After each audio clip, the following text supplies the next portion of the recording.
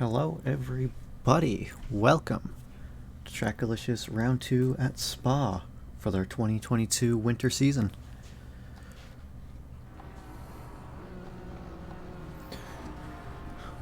I will be your host for tonight, Mr. Shy Guy 98. As we are just counting down this free practice session, just over a minute to go. We're going to bring you a doubleheader tonight, meaning 2 times the racing, 2 times the fun, 2 times the action. So, it's going to be, I believe it's 2 30-minute races with a 14-minute qualifier for each race. Very exciting. Hey, Weltcakes and Cardo. Jay Beachley, good luck tonight. How's everyone doing tonight? As we should probably get off this car that's just sitting here. So, I guess first off is, how are the audio levels? Is the game too loud, too quiet? Am I too loud? Hopefully not too quiet. Because that might be a problem, because I don't think my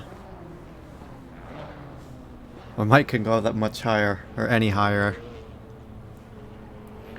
As we're now in max wait times, waiting for a couple of these drivers to finish their laps, and we will get started. And I'm glad to hear it, Cardo. Oh no, but Cardo, what happened?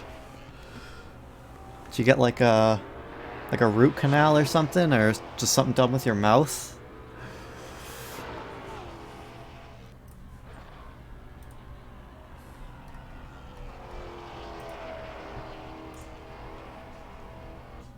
Ah, wisdom. Yeah, luckily I haven't had to do that yet. As we start the first qualifying session, it'll be probably about 2.5 minutes before the first... yeah, the autocorrect. Darn autocorrect, am I right?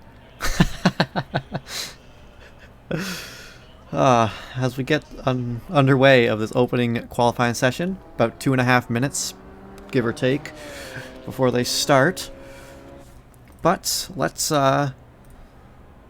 hopefully this works. Let's try something a little bit new. Welcome to Spa, everybody.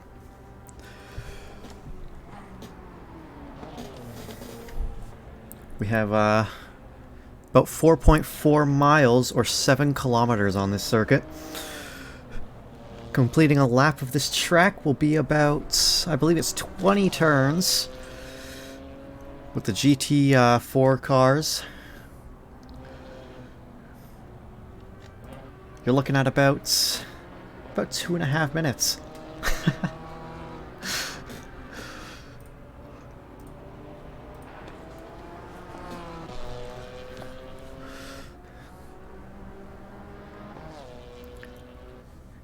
As we got the Orozco in the 3 BMW, first one out of the gates. He's going to be the first one to start his flyer, but with the lap being so long at Spa, you're going to have very few laps.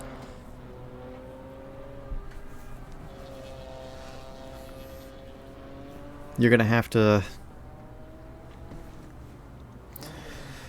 You're going to have to put your laps down and at least set a banker and maybe push the 1 or 2 extra laps, but hopefully you can get a banker lap in so you don't start dead last. But at the same time, lap 1 through Eau Rouge and Radion could be very dangerous in the midfield, especially if it does decide to rain, which is always a possibility. Let's go to the broadcast session, or overlay, I guess. As Orozco coming around the bus stop, just about to start his first lap of the qualifying session.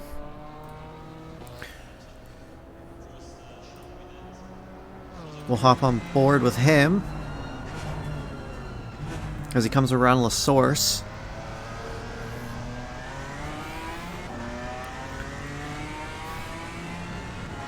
make this long entry into Eau Rouge. It's long straight through Eau Rouge, trying to utilize as much curb as you can without going off track or unsettling the car and crashing and over top of Radillon. Gonna come around this little kink and then on to the Kemmel Straight.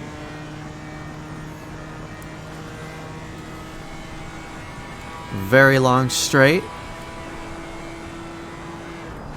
into Lacombe's. Medium right-hander into a quick left-hander. And then into Malmedy. Want to try avoiding the curb as it can unsettle the car. As you can see, it got a little loose for him there as he makes his way down to Bruxelles. This nice long open hairpin.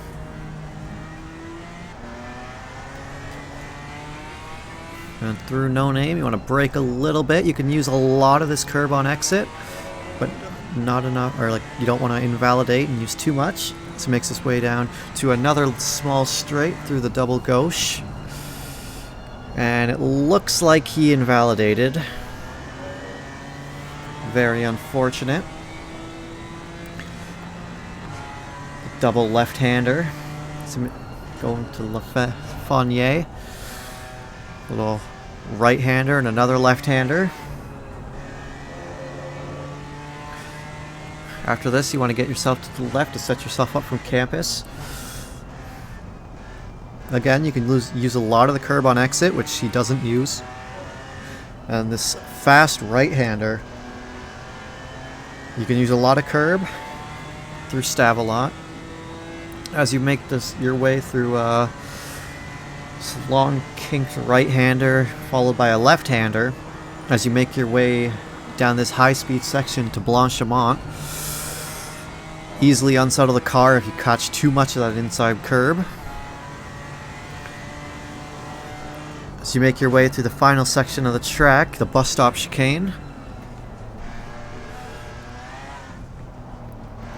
As he's going to cross the line, it's going to be invalidated, but he is going to cross the line with about a 241, but it is not going to be validated.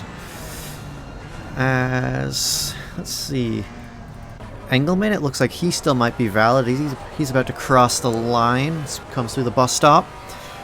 Just about to cross the line, and he is going to set the bar at a 236.137 in that 747 Maserati. Ooh, and a big spin going through La Source, compromising Justin Beachley. Very unfortunate. Looks like he got on the throttle a bit too early, and with that, with no traction control in that Maserati, your throttle inputs have to be very precise. Hey, Blackfin. Oh, and yeah, we have 2 races tonight, Cardo, doubleheader. I believe they're 30 minutes apiece. Let's see.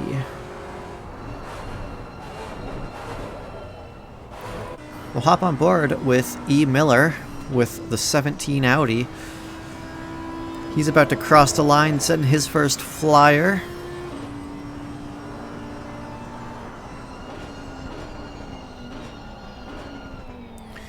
Goes a little too deep in there. Makes his way around. About to cross the line. What's he going to cross with? A 139.372, bumping him up to 4th place.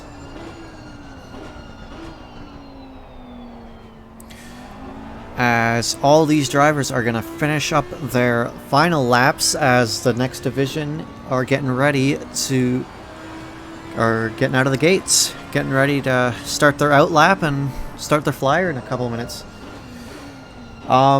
Shuffling Zombie, unfortunately, setting that up in ACC is very complicated. So it's 2 qualifying sessions. So it's going to go this qualifying session, followed by race 1, followed by qualifying session 2, followed by race 2. Yeah, it's very, very hard to set it up in ACC. And that is correct. A Maserati 1-2 right now. but that could change. Orozco's about to cross the line, get his final flyer in, a 139.637, putting him into 6th place.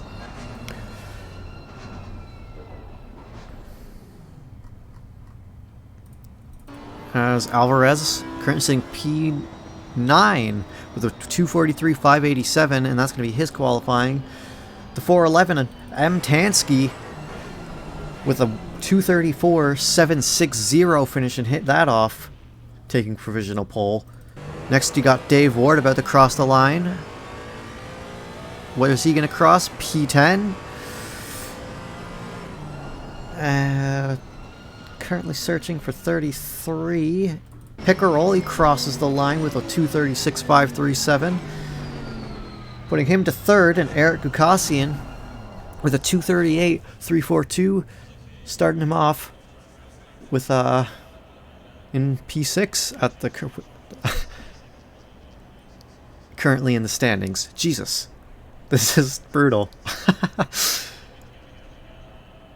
That is Meza.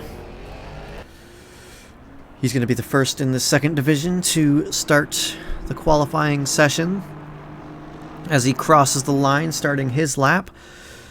Makes his way down this straight through La Source.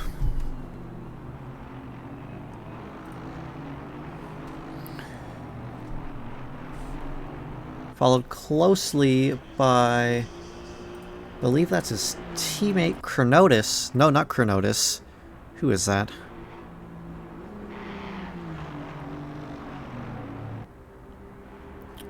I don't know. But anyways, makes his way through Eau Rouge and Radion and makes his way down the Kemmel Straight to Lacombe's.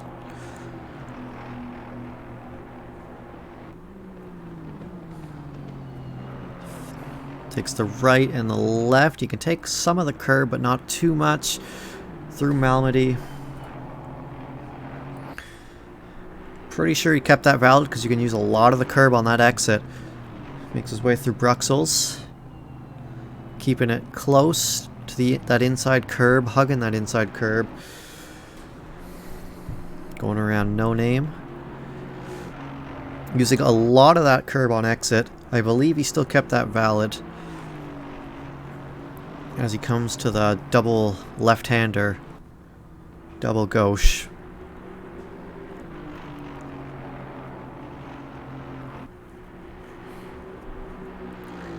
So he makes his way to La Fournier. Another little fast right left-hander. I guess not a fast, but a medium right left-hander. To Campus. Using a lot of that curb on exit. Through Stavelot.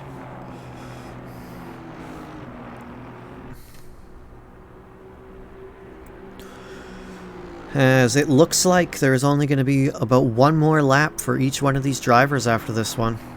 And 52 might be out of luck for another lap. And that's Danny Byston. He might get another lap, but this first flyer might be it. As Meza comes through the chicane, the final chicane. And I think the only real chicane of the track. I think he kept that valid. He's going to cross the line, P1, with a 232.890, followed by Andres M. No, LEG, and then Andres M. Currently both just over 5 tenths behind.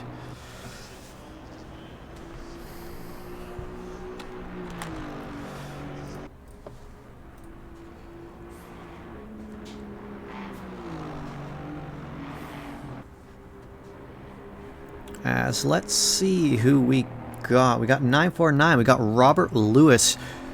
He's just about to cross the line, and it looks like maybe his teammate Kostovich behind him. 12th, 13th for Robert Lewis with a 236.930. And who was that? Was that Kostovich behind him? It was. Kostovich jumping up to P2 with that lap with a 233.262. As 42, Professor Chronotis with Morrison Motorsport. His current best lap at 2:36.955, currently P14.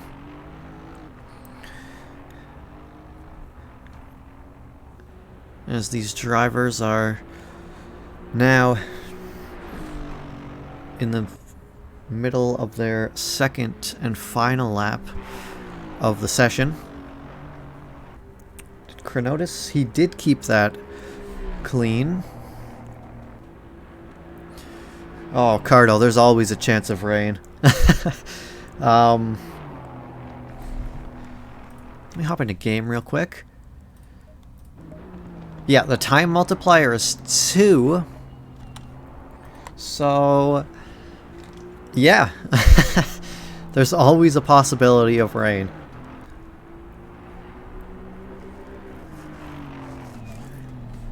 As Danny Byston crosses the line, and that's going to bump him up to P2 with a 2:33.052, and it looks like he might be able to improve on his time as he crossed the line before the 0-second mark.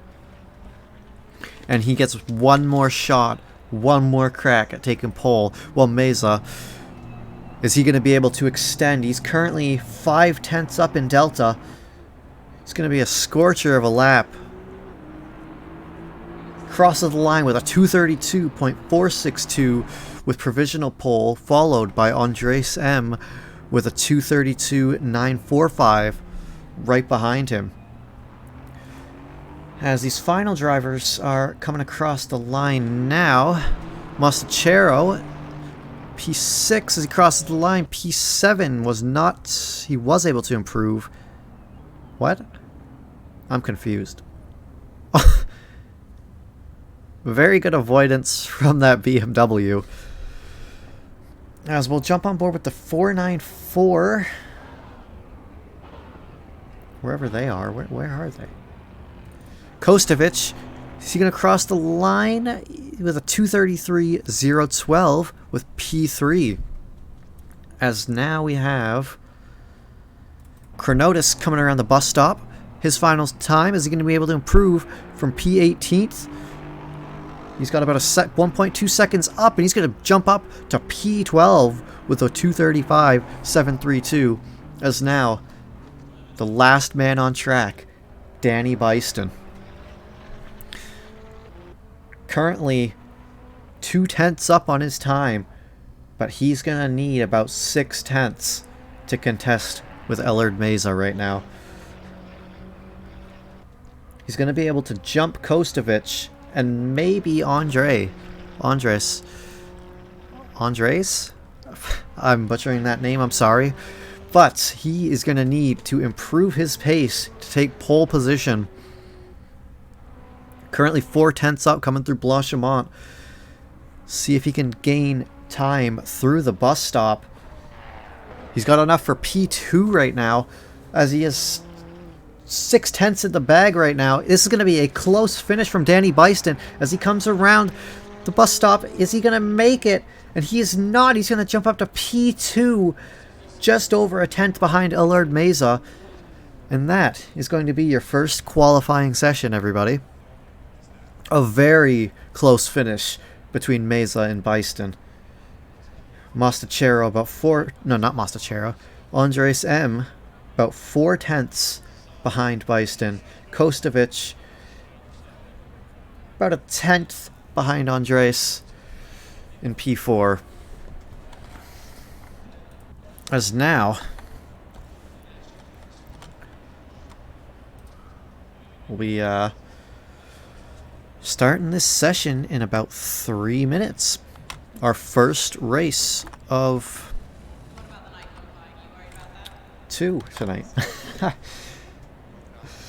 Hey, Muff. That was a very good lap from Danny Byston, especially considering in the paddock chat he said he might not be able to make it tonight.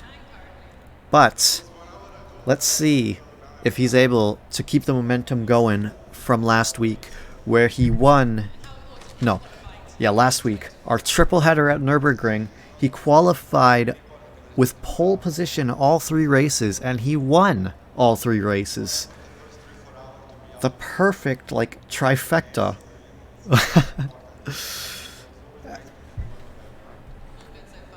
Anyways, let's do a little quick track rundown as we got Allard Meza taking pole position in your first race of 2 tonight here at Spa, followed by Danny Byston in the 52 McLaren.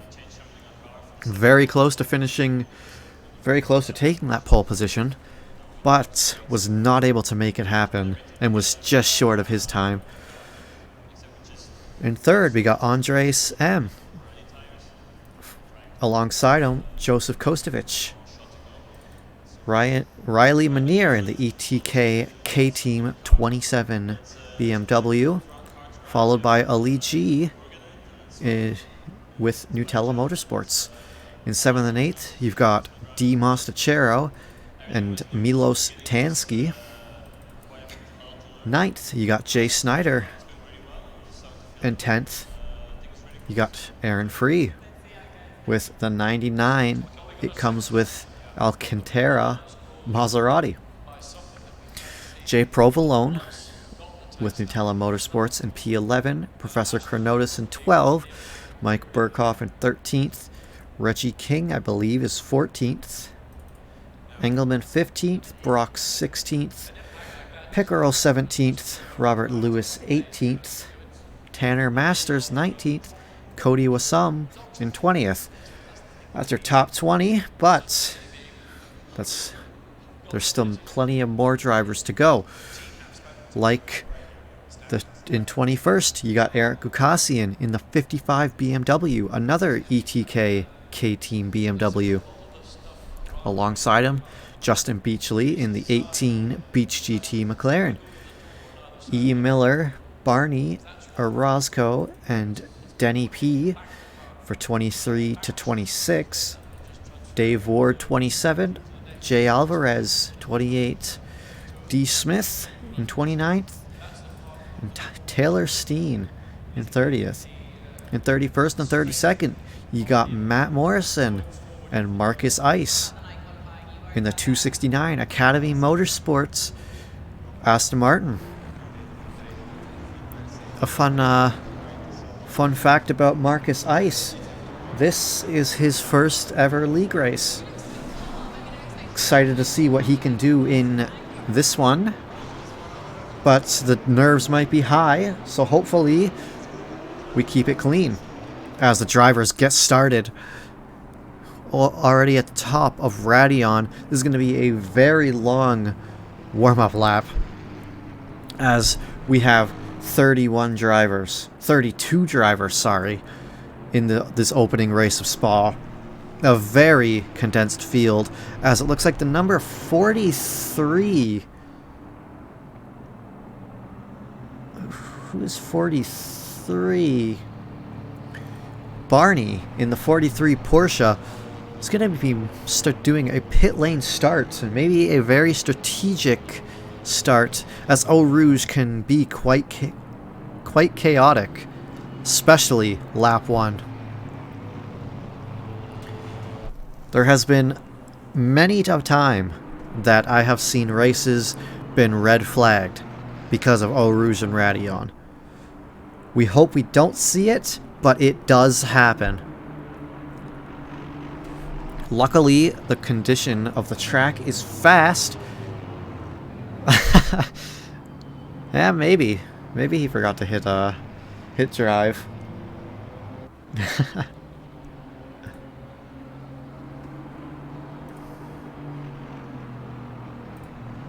Oh.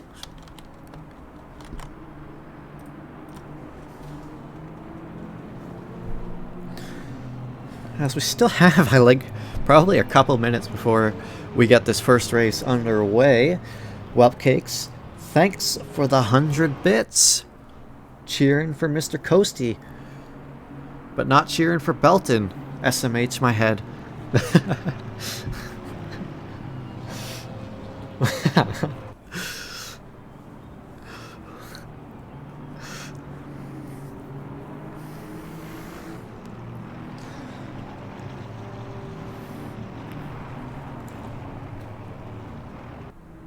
Now, I wonder if Danny Byston's going to be able to keep his win streak alive, if that momentum from Nurburgring is going to shift in his favor, as I believe Mesa was close.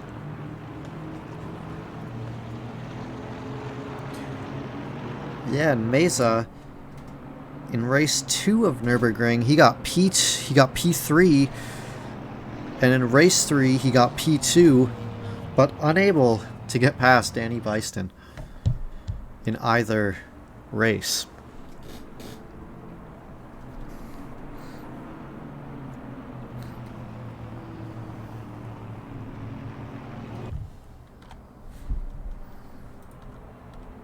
Let's look at the relative time in here.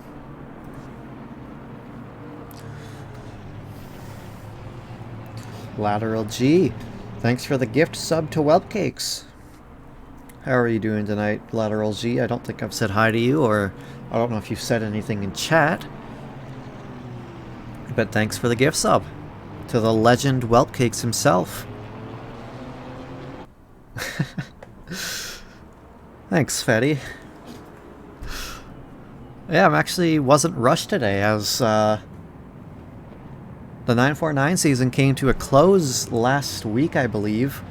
So now we got a couple weeks until that starts up again. As they come through the bus stop chicane, getting ready for the green flag. And psych, they don't go green here, they go green after La Source, going down the straight to Eau Rouge and Radion.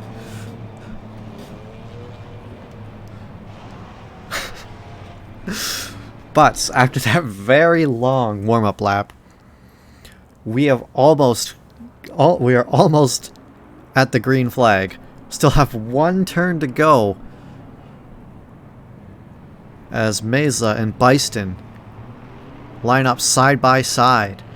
Andreas M and Kostovic go side by side. And with 32 drivers on track, this is going to be a very chaotic beginning.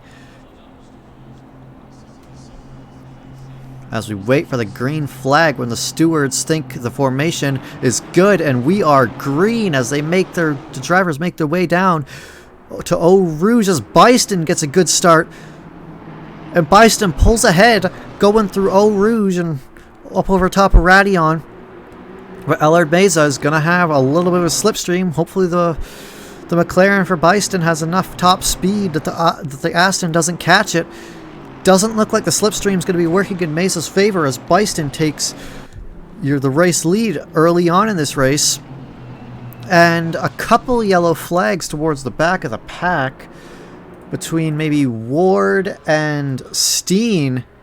Oh, and 44, King. And who is that in front of him? That's Denny P. It looks like there was a yellow flag for him as well. Looks like somebody's already returned to pits. That's Ward, Steen, and Morrison are all in the pits right now. They called it quits early. Very unfortunate, as Byston still leading this opening race at Spa as they make their way through the double gauche. As now the guys in the pits are leading the Grand Prix. Not the Grand Prix, but they're leading the race as they make their way through... I've already forgotten this turn name. Lafreniere. Danny Byston still leading, but barely, as Mesa and Andres M are close in tail as they make their way through Campus and Stavelot. Looks like Mesa might have cut that a little wide. Don't know from this angle. Unfortunately, there is no replay of the crash. Maybe if it was like a two-man broadcast, but unfortunately it's just me right now. But as we get back into the action, as they go through the bus stop for the first time under green flag, Byston, after one lap, Danny Byston leading, followed closely by Ellard Meza and Andreas M. Those are your top three, as we've had three crash out at the beginning: Ward, Steen, and Morrison. And 188. Who is that? Oh no, I clicked into the game. Cody Wassum. It looks like something happened with him going through Blanchimont. Maybe he took too much curb. As Danny Byston builds himself a little bit of a lead. That's about a second over Allard Meza right now. I don't believe Ed is here tonight. Fetty, unfortunately. I didn't see anything in the chat that he wasn't going to be here. But, yeah. As we'll jump back on board with Riley Manier, who's currently being hunted down by Joseph Kostovich in that 494 AMG.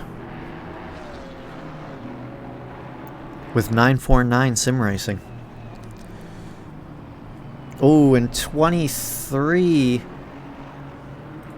Alvarez. It looks like he crashed going through Eau Rouge and Radiant, and he returned to the pits. As Cody Wassum, currently trying to hunt down Marcus Ice, the new kid in the block, currently sitting P25. As they make their way around Bruxelles, Marcus keeping it close to the curb, forcing Cody on the outside, but Cody might have the inside going into No Name, but Ice is going to stay in head. As Cody Wassum thinks about taking the inside, he's got the run. They're side by side going through double gauche. As they keep it clean, it looks like Wassum has damage as well. But he gets by Marcus pretty easily, as Marcus didn't defend all that much. As Robert Lewis currently sitting right behind Orozco in the 949 AMG, as we just saw his teammate trying to hunt down trying to hunt down Manier. His teammate towards the back of the field, or I guess mid-pack, Robert Lewis, trying to hunt down Orozco. The 949 boys are on a mission tonight, it seems.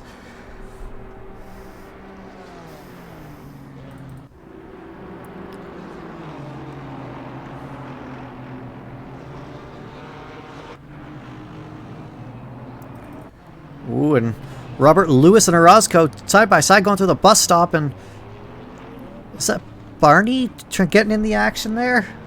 No, that is Dylan Smith trying to get in the action there.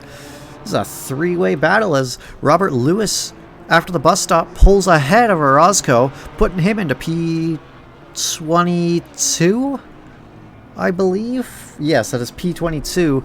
Not out of the woods yet, but he did gain some time going through La Source on Orozco, as Orozco and Smith are still neck and neck on each other. With a little bit of gap, but Beachley under fire from Engelman. No, Pickerel, sorry. So they go almost side by side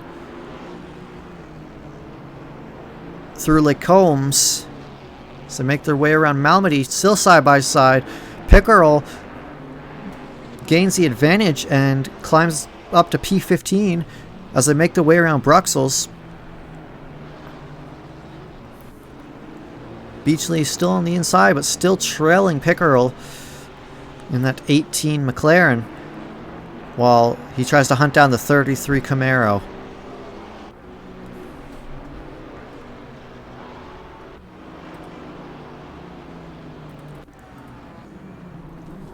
As this battle for fourth is starting to heat up between Manier, Kostovich, and Mostachero.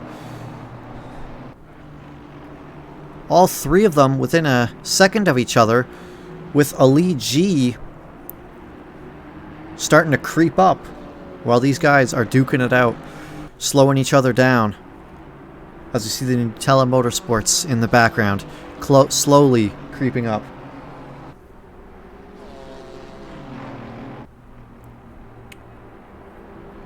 Oh, so Brussels, not Bruxelles, like how I'm saying it. Like my North American is showing. And the left-right afterwards is usually known as Piff-Paff. Alright, good to know. Thanks, Blackfin. As these guys are still duking it out, but we'll jump on board with Provolone and Brock, as Brock is looking to maybe make a move, or starting to challenge Provolone in that wide Camaro behind.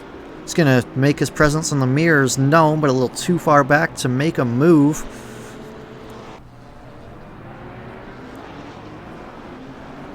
As Provolone through the source, he's going to be able to pull a little bit of a gap, but Brock will have the toe and maybe might have enough through this long Kemmel Straight, as Pickerel and Beachley are pretty close to each other. Beachley and the McLaren, a pretty fast car on its own. It's going to have the toe going down the Kemmel Straight. By the end of this straight, he might force Pickerel to take the inside line. Oh, well, but Blackfin, I'm not American. I'm North American, but I'm not like I'm Canadian. Feels bad. But anyways, Beachley and Pickerel still at it. As Kostovich jump on board with Manir, still being hunted down by Kostovich. These guys haven't been out of reach by like half a second throughout this starting 9 minutes. Sorry, and yeah, who do we got towards the back? Doesn't look like there's really fighting. As yeah, Kostovich and Mostachero. Kostovich might be under fire.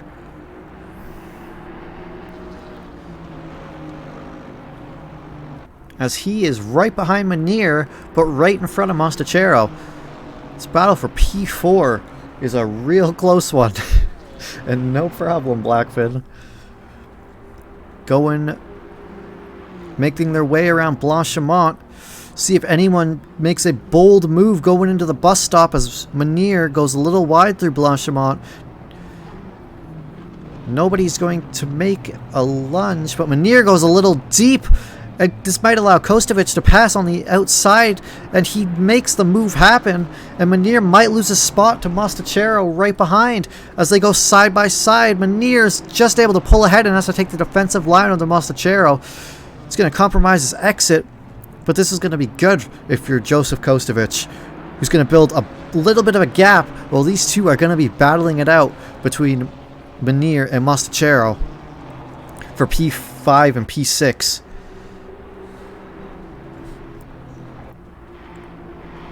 To make their way through Eau Rouge and over top of Radion.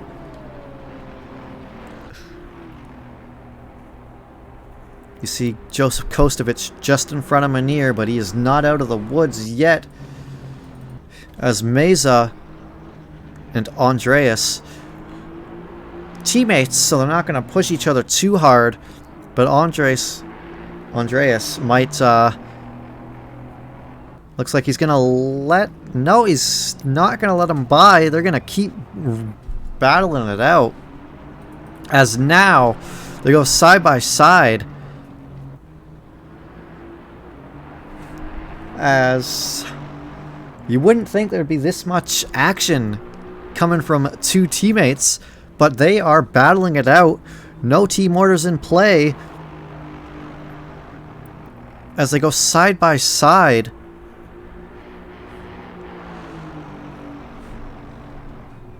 Well, this battle, the battle between these two teammates has given Danny Byston room to build a bigger gap than what he has. Dim for KK. Thanks for the raid. How was your stream, man? What were you doing? ACC, iRacing, not racing, dirt rally? I don't know. Hope you had a good stream. Hope you had some good races, or yeah. Hope you're doing good tonight. As Meza and Andreas still going at it, but we're going to jump on board with Burkhoff, Provolone, and Tansky, as they are all about half a second within each other.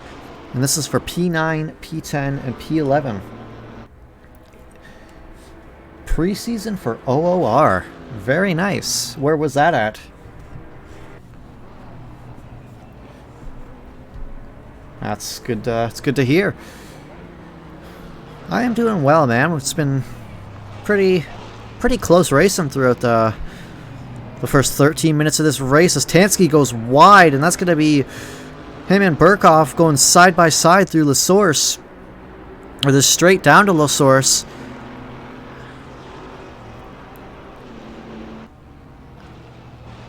As Tansky takes the inside line, Burkhoff takes the outside line. He may have got a better exit because of it, as he now is on the outside of Eau Rouge, but they go slot in single file. Sorry. Going through Eau Rouge and over top of Radion. Nurburgring, very nice. As Tansky still not out of the woods yet, as Burkhoff still right beside him. They're side by side going down the Kemmel, and if you're Tansky in that Porsche, you're losing a lot of time with the low top end. As Burkhoff gets past, and now Tansky is under fire from Provolone in the Nutella Motorsports 82 Aston Martin. As they're side by side, Provolone's going to have the inside line going through Brussels. No, he's not. He's going to back out early as they go around Brussels. But he's going to stick his nose in as Tansky opened the door going through Brussels, making their way through No Name. Tansky's still going to be able to hold on to the position for now, as Provolone is making his presence known in the mirrors, letting Tansky know that I am here. Be careful, man. I might make a move. As Aaron Free and Provolone side by side.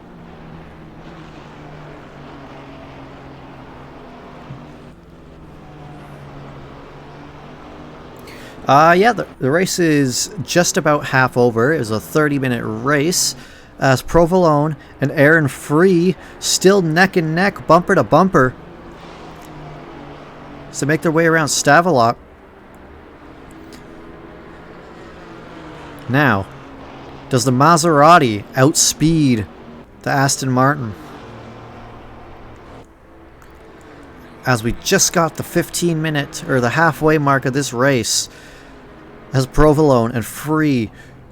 Provolone's going to take the defensive line going through the bus stop. Aaron Free, they're still side by side. They keep it clean, but it looks like Free's going to be able to take the position from Provolone, pushing Free up to P11, but he is not safe yet, as Provolone is looking to gain that position back. Yeah. What Cardo said, there will be another race. Another 30-minute race after a 14-minute qualifying. As it still looks like Andreas M. and Allard Meza. Looks like Andreas was able to get by Meza. But Danny Byston, he's built himself about a 10-second gap to P2 with these two teammates fighting each other. As Mostachero is attacking Snyder right now.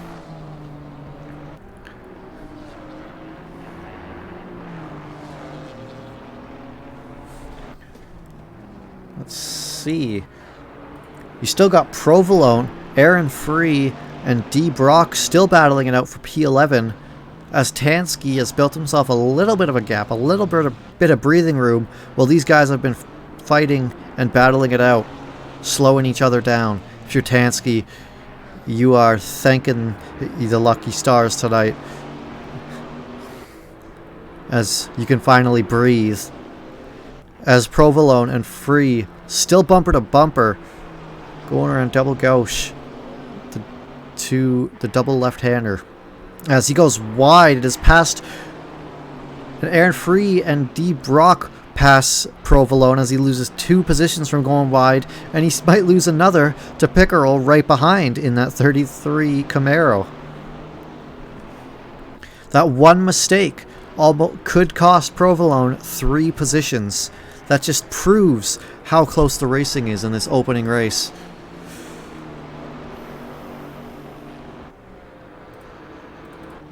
as Chronotis and Beachley currently P15 and P16. Beachley right behind Chronotis, and with that McLaren, he might have a little bit of a run on him going through this fast section of this track as they make their way around Blanchimont. Chronotis goes a little wide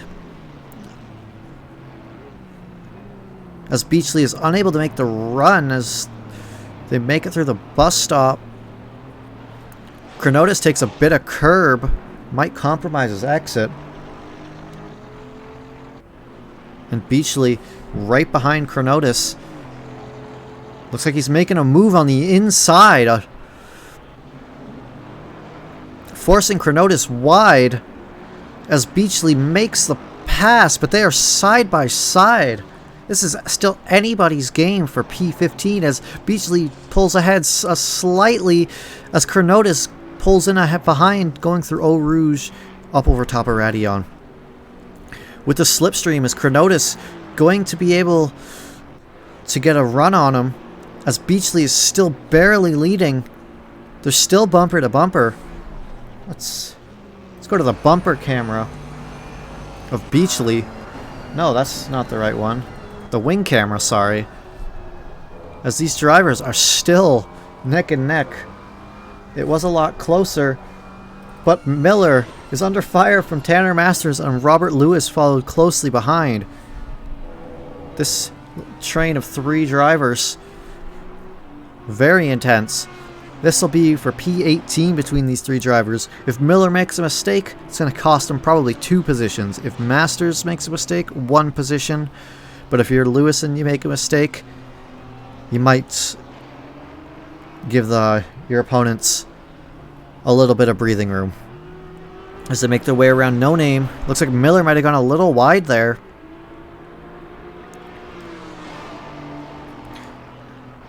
As Lewis sticks his nose in. No, he doesn't. They keep it clean, but Masters goes wide. And he's still wide as he might try to make a move on Miller going side by side through what is Piff Paff, according to Blackfin. Eric Miller and Tanner Masters still currently side by side as Robert Lewis cuts that corner a little loose and touches the grass, or a little short and touches the grass, sorry, as Masters and Miller are still side by side, and it looks like Lewis is going to follow through. He's going to follow Tanner Masters, and Miller, with that small mistake, is going to lose 2 positions. Very close racing. As these drivers are not out of the woods yet, Robert Lewis still a threat to Masters, and Miller still a threat to Lewis.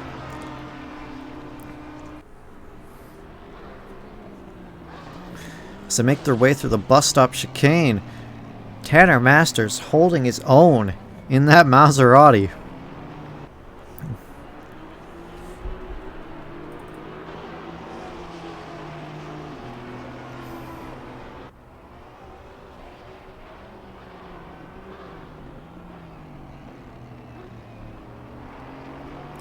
To make their way through La Source, Robert Lewis in that Merc.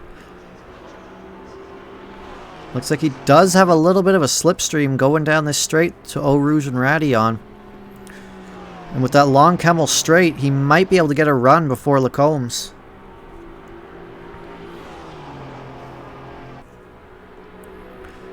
So make their way down the Camel straight. Robert Lewis within a 10th now. As he makes his way on the inside, Robert Lewis is going to have the inside line going into Lacombe's. He's going to take the lead. Let's see if there's a response from Masters through Malmedy. But it looks like Lewis is able to hold on to his position for now as he makes his way down this short straight to Brussels. Open hairpin. Hugging that curb. Around No Name. While Eric Miller, it seems like he has kind of fallen out of this fight a little bit. Wonder what happened to him, if he just made a mistake or something. But anyways, these two have built themselves a little bit of a gap. as Beachley still trying to hunt down Andrew Pickerel in that 33 Camaro to make their way around Stavelot. Just over 17 minutes to go in this first race of the night. We will have a quick break after this race before we get into the next qualifying session. Once the qualifying starts, we'll have 14 minutes, I believe. And then we'll have our second race of the night. Ooh, 917. Who is that? That is Ward. He looks like he got caught up with something, and he had to get a tow back to the pits, and that will be his race. Very unfortunate. A couple souls being taken tonight, but it looks like almost everybody is still racing.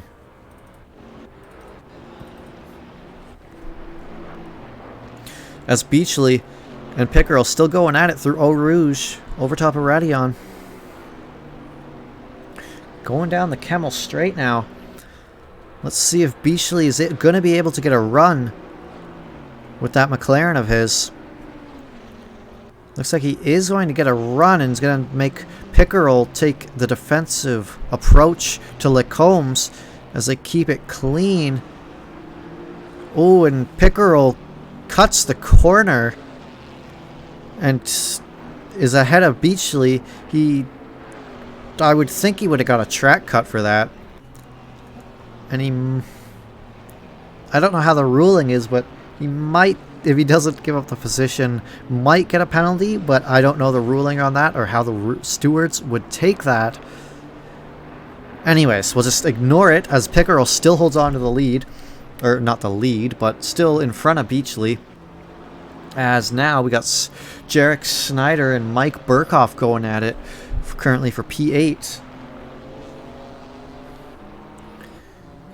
The 85 BMW and the 47 Camaro.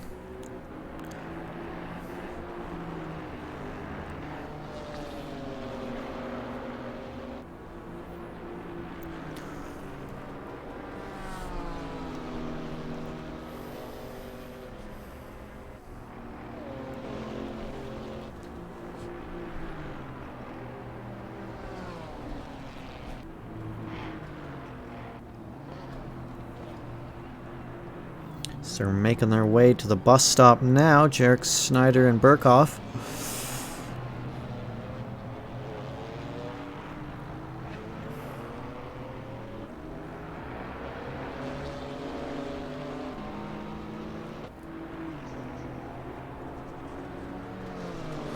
Looks like Jarek Snyder's gonna hold on to the position for now as they make their way around the source. As they're now side by side, Jarek Snyder and Burkhoff, as they make their way down this small straight towards Eau Rouge.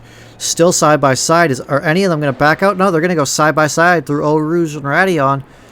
Looks like Jarek Snyder's still going to hold on, but Burkhoff may have got a better exit with his line as they're going to go side by side down the Kemmel Straight. Whoever's got the top end speed, it looks like they're pretty evenly matched, as it is constantly changing as they go side by side through the combs. Jarek Snyder's going to pull ahead, still side by side. He's still got a nose in, but Jarek Snyder's going to pull ahead going through Malmedy as they make their way through Brussels, as Snyder's going to have the inside line of this hairpin. Burkhoff's going to have to take the long way around or slot in behind. It looks like he slots in behind Snyder as they make their way around No Name. Snyder goes a little wide. Is Burkhoff going to make a move on the inside? Snyder quickly shuts that down as they make their way through the double left-hander.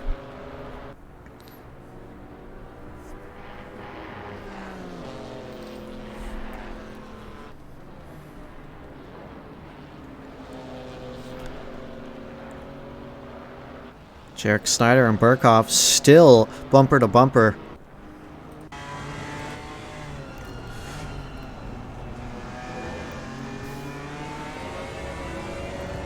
Snyder cannot shake Burkhoff, as they have been neck and neck for the past couple laps. As right now, your race leader, Danny Byston, he has, wait for that to update, he has a 13, almost 14 second gap to P2 right now, as Brock and Provolone coming around Blanchimont. Brock goes real wide through Blanchimont.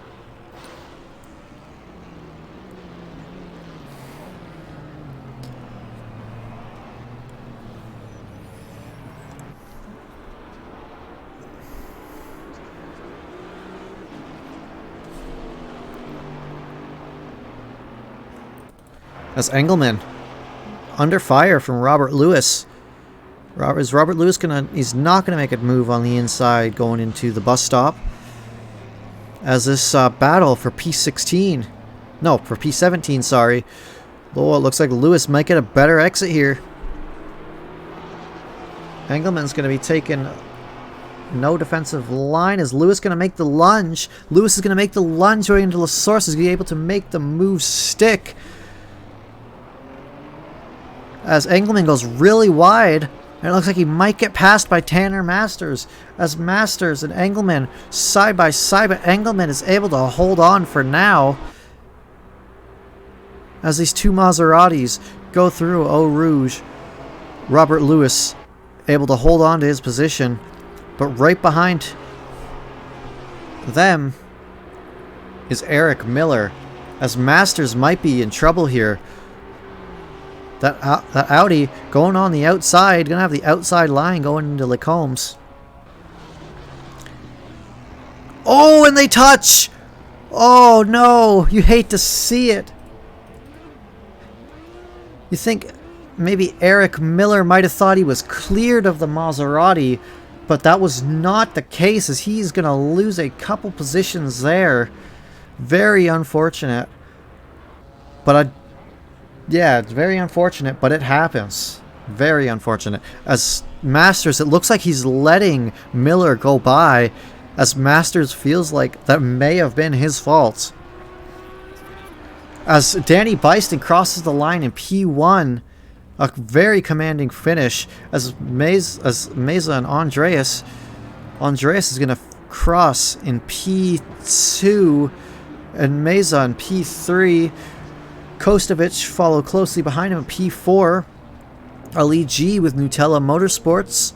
He's about to cross the line. Oh, he gets a little loose, but he's able to save it, as that would have been costly there, especially at the ending. He crosses in 5th. Manier 6th. Mastachero comes around the bus stop with Snyder, or with Ice. Mastachero finished 7th. Ice is going to finish in 8th, or not 8th, 27th. Snyder's going to finish 8th. Tansky 9th, Burkhoff 10th. Free is going to cross the line in 11th. Provolone in 12th. Beachley in 13th. Pickerel in 14th. Brock, did he run out of fuel? Oh no, Professor Chronotis in 15th. Did he run out of fuel? No, no. Brock, he looks like he may have run out of fuel, as Robert Lewis has finished his 16th. No! Gukasi did 18th, 17th, Brock in 18th. No, I'm so confused. No! 19th is Miller, 18th is Masters, Eric is 17. Cody Wassum is 20th, King is 21st, Engelman is 22nd, Barney is going to cross the line, it looks like a 23rd, Orozco in 24th. Oh my goodness, you hate to see it. Orozco crosses the line. As next, we have Alvarez, currently sitting P28, a rough start from him as he comes around the bus stop for the final section of the track. Comes around the bus stop, he makes his way down the final straight, small straight. He's going to cross the line in P28 as the number 9 of Dylan Smith in that 9 Porsche Looks like he has a bit of damage, but he's going to cross the line in 26th. As Taylor Steen with McLaren Racing in that 11 McLaren. He's going to be making his way to the bus stop chicane. The last time of the race. Last but not least, he's going to be the final one to cross the line in P29th. And there is your first race at Spa. Oh, and you hate to see it. The last lap rain. Oh my goodness. I can't believe. I cannot believe that Brock, I believe that was Brock, ran out of fuel going around the bus stop. That is insane. Oh, you hate to see it. That was very unfortunate, but a very exciting first race.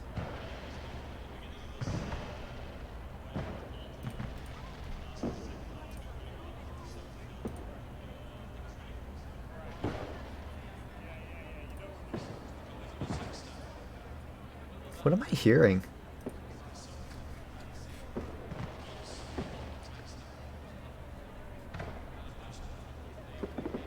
Is that the game? Like those voices in the background? I don't think I've ever heard that before. Oh, but everyone, we have a couple minutes until qualifying, it seems, as the session is going to be a little wonky because there we go. It finally finished as Brock never crossed the line. But anyways, might have a few seconds to catch our breath and think about what happened. Like a very close race. Close race and all around. There was drama for some.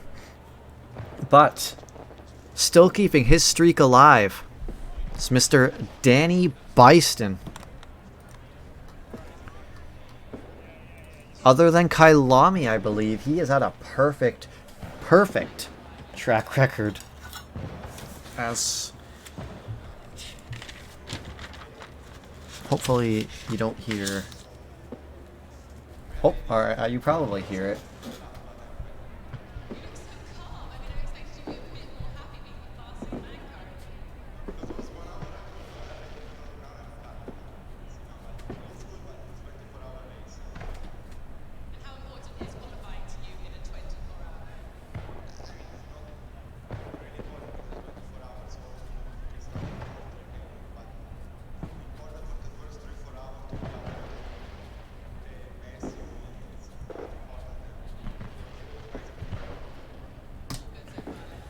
Oh my goodness, folks. That was a race. So, oh, Justin Beachley, your wish has come true, my friend. Looks like this rain is not going to stop before qualifying. Actually, it might stop just before qualifying ends. As, again, Orozco, the lead car out of the pits with a wet track for this second qualifying session. Hope everyone had was able to step out and grab some water, maybe a snack after that one, as there was a lot of action to digest in that last race.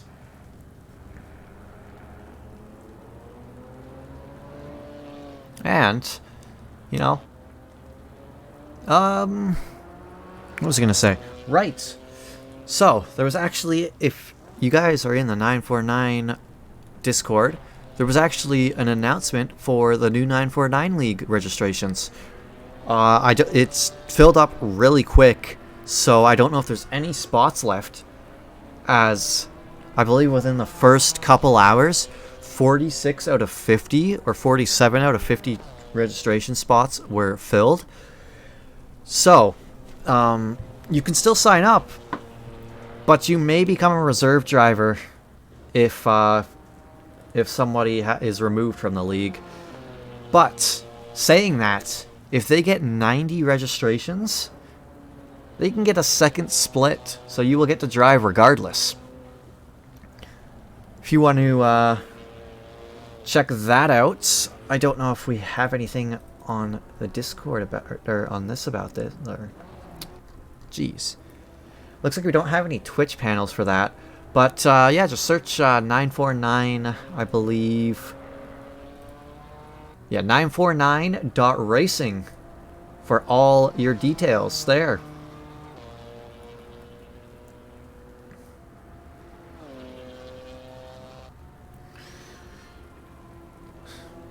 So this next season for 949, it's gonna be 8 rounds, 1 force drop. It's gonna be at 7 p.m. EST, so meaning it's gonna be before Trackalicious. So if you're on earlier, if you get home earlier from work or something, and you want to get into some racing earlier, you can watch 949. And then once they finish, you can jump right here into Trackalicious for more action if you didn't get enough. As a Roscoe, he's going to be the first one to start his flyer. Again, another thing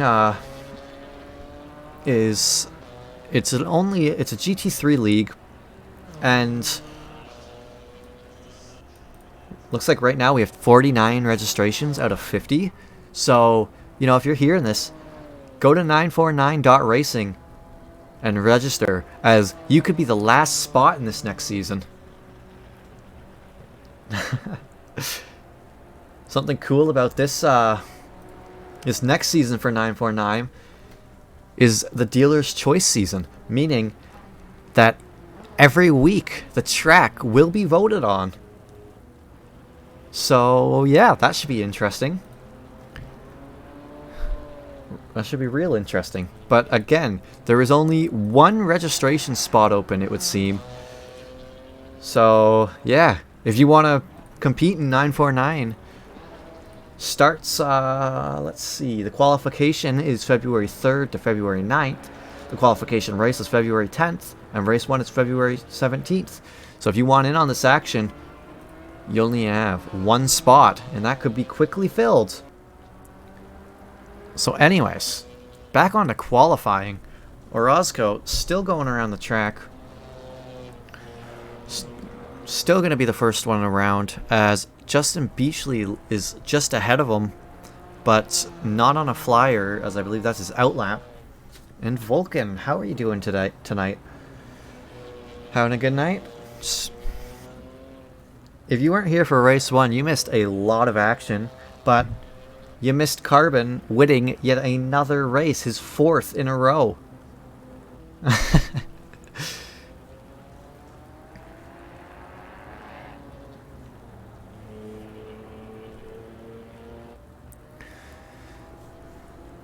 As Orozco, currently in the final sector of the track, he is going to start this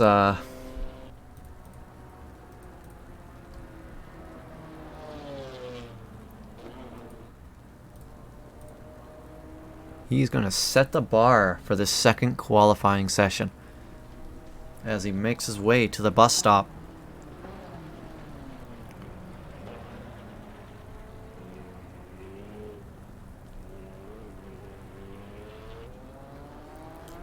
And he's going to cross the line, let's see, with a 251.880. But he invalidated somewhere.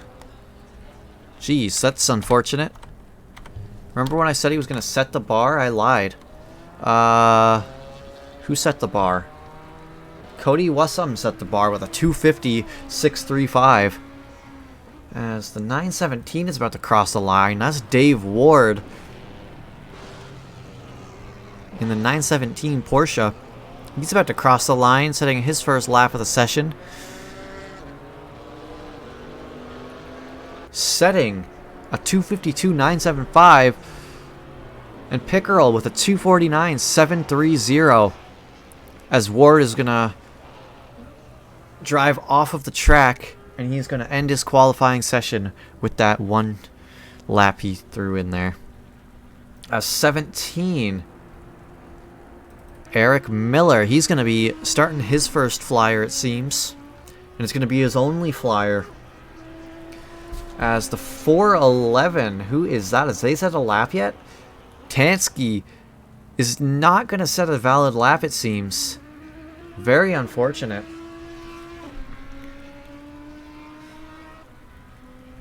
With Spa being such a long track, with these 14-minute qualifying sessions.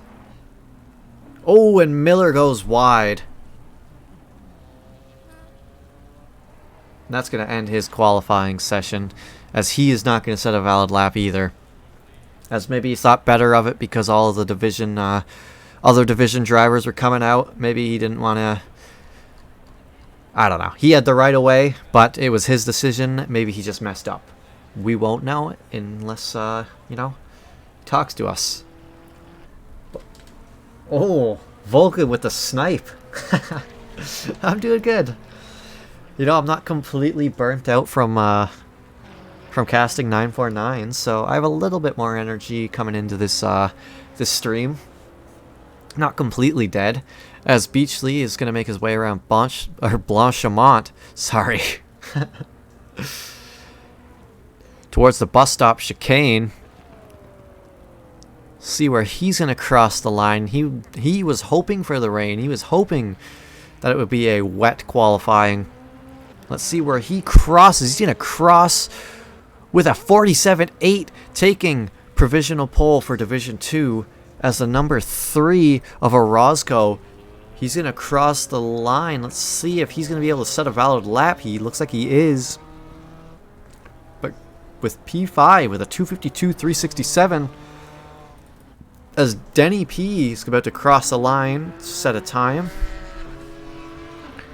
Jumping him up to P5 with a 251.777. And who is that behind? That looks like an Audi of Cody Wasum, maybe? 11:23. We'll jump on with 33. If we can find them. That's Pickerel. Pickerel P2 with a P1 with a 47.527. As Tanner Mass is going to be the last one to cross the line for Division 2, as Danny Byston in the background there, about to start his first flyer, as Masters is going to jump up to P4 with a 49.820. As Byston is going to be the first driver to set a flyer for this second division.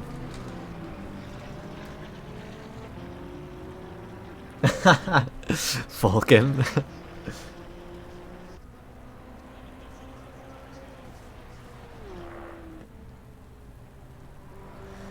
Damn, that was Justin Beachley over here sandbagging. Nah, I'm kidding, but that was a scorcher of a lap, even with race fuel. You were hoping for the rain as well. That played into your favor.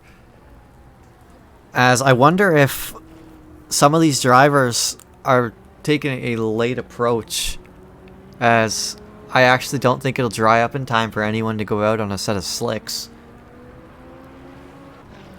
But this could be a very close finish. It could be whoever gets the final lap could have the most grip on track, which could completely throw the qualifying order out of proportion.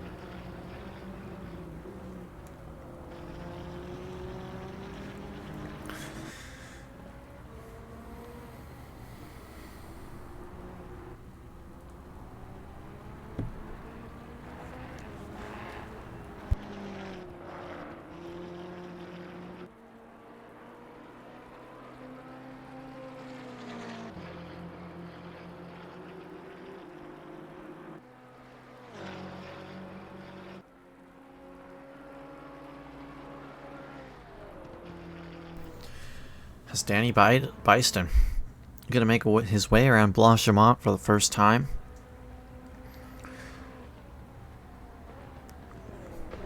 Towards the bus stop, as he's going to...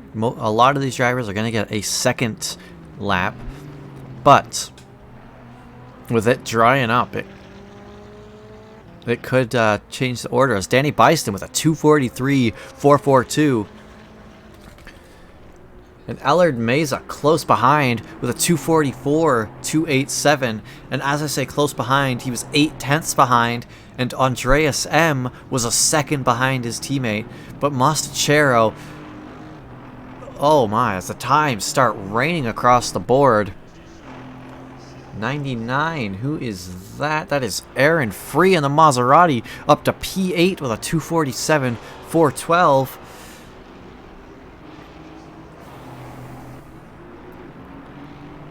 As the track is still wet, but with the amount of cars on track, there may be a dry line starting to form towards the end of this lap. Who knows?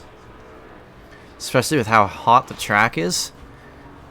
Could dry up.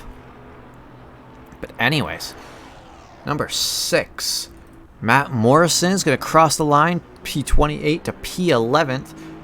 Robert Lewis, P30th to P8th with a 2:46.857.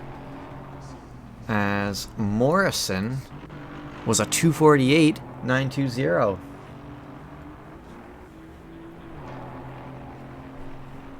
As Byston set a scorcher of a lap, still 8/10 up on Meza. As Morrison backs off of this lap and either doesn't have enough fuel or he's happy starting in P12. As Robert Lewis invalidated his lap, as we are now in max wait time. As Burkhoff through the bus stop, currently P29, where is his flyer going to send him in the starting grid? From P29th all the way up to P4 with a 2:44.987. As it seems like he may have had a little bit of a help with the track drying up. As Danny Byston finishing his time, or his lap, coming through Blanchimont. Doesn't look like the track is drying up at all for any of these drivers. As Byston comes through the bus stop for the final time. Up by like 2 seconds. He's going to cross the line with a 2:41.550. Meza, he has about 1.8 seconds with a 2:42.585. And Andreas M. with a 2:42.372, bumping him up to P2. Mostachero with a 2:44 flat. 27, that was Manir. P9 with a 46.1. Kostovich jumps up to P4 with a 42.732 in that 494 AMG. And that was a very spicy finish. Jeez.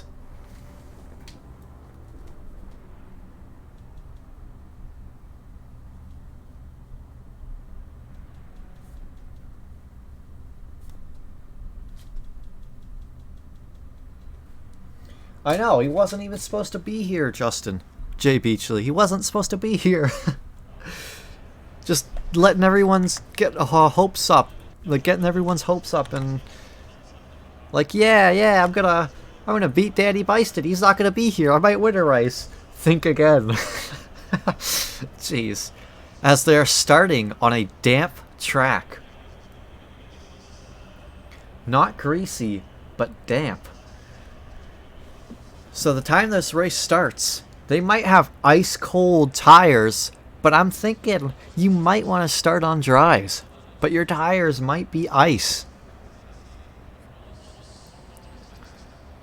But if it starts to rain again, if you're a spicy thinker and you're like, yeah, I'm going to do wets and it starts to rain, That's a big brain play, but it's big risk. Yeah, it's gonna be... Oh, this Eau Rouge. Oh, God. I don't even want to think about it, Vulcan. I don't want to think about this opening few seconds of this race.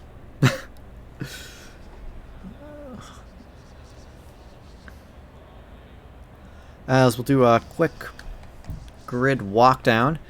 Danny Byston taking pole this time around with Area 52 Sim Racing in that 52 McLaren.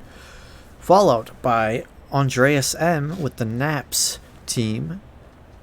The 14 Aston Martin. You got Ellard Meza, and alongside him is Joseph Kostovich.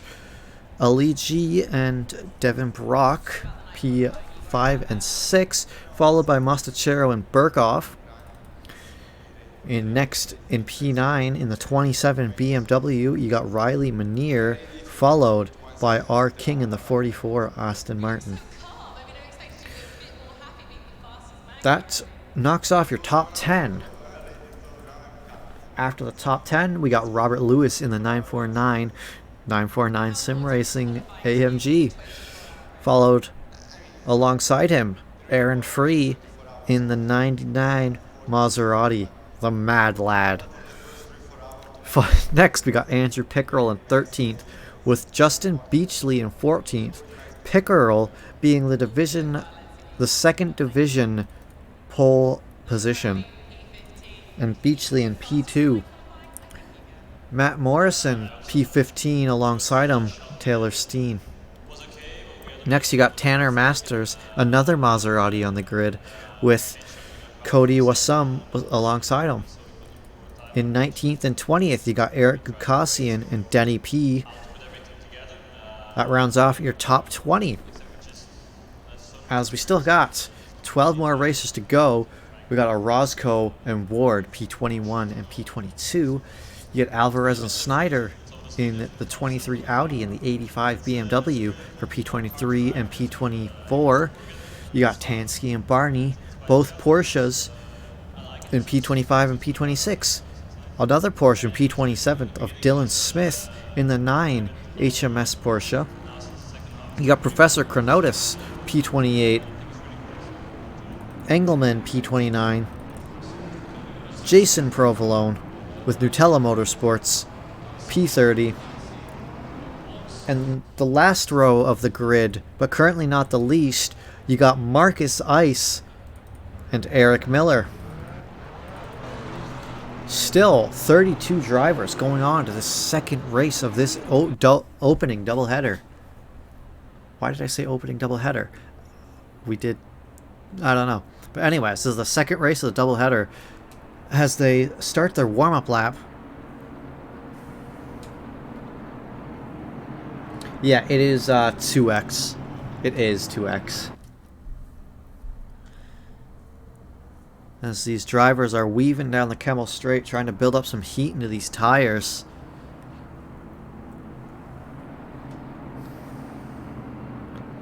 As it looks like Marcus Ice is going to be actually starting from the pit lane.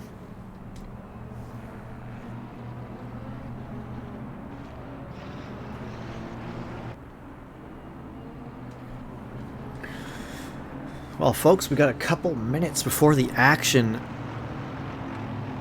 shakes up. Will Danny Byston get another amazing start like he did last race? Or will Andreas M do what Byston did to Byston? Yes, I said that right, I think. What Byston did to Meza in race 1 and got a great start and led through Eau Rouge. As Vulcan gets his popcorn ready, Cardo gets the hype ready, and for everyone who wants to be as quick as Danny Byston, Andreas M, Ellard Meza, Kostovich, Ali G, Brock, Mostachero, Manier, Burkhoff, King, or any of these drivers, you should check out CRS, the Cardo Racing School. You can't go wrong with a session from Cardo. He is a very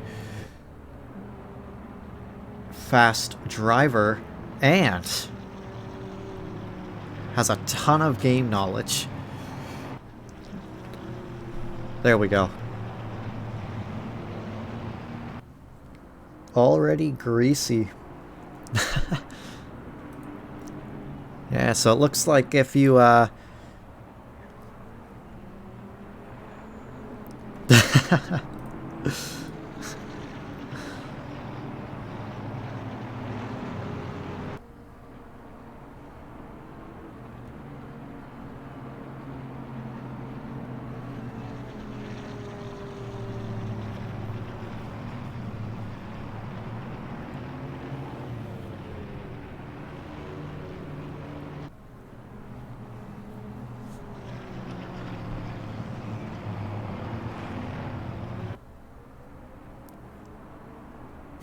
Bye bye Bison.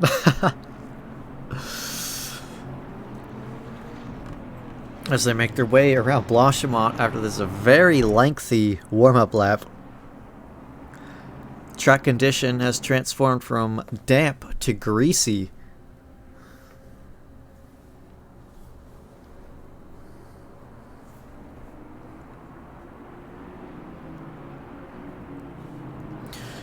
Is Danny Bison going to be able to go 5 wins in a row? Or are one of these other drivers going to ruin that? As it looks like we have 2 pit lane starts. It looks like we're going to have Alvarez and Ice starting from the pits. As they make their way past the start-finish line. That's not where they actually start the race here at Spa. They make it going down the straight to Eau Rouge.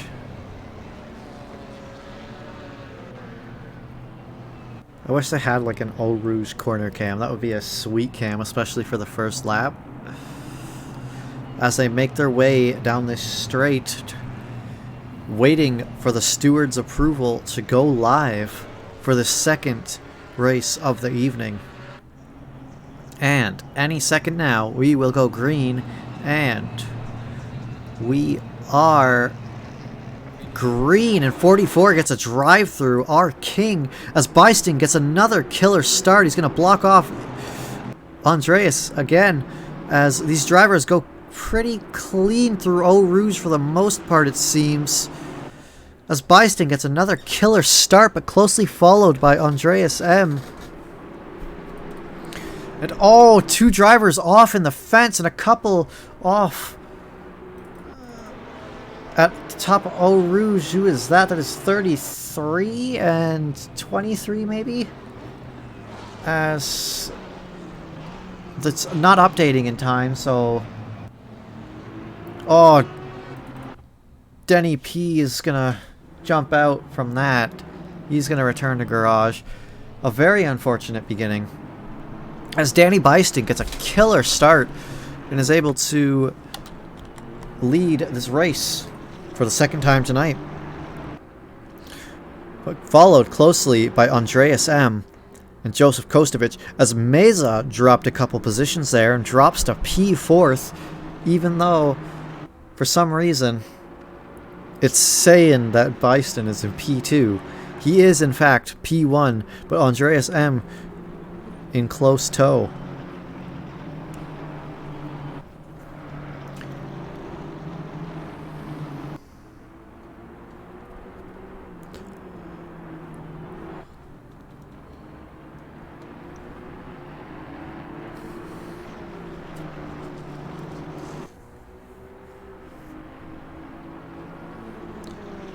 As it looks like there was a minimal... Oh, who is that? The 917.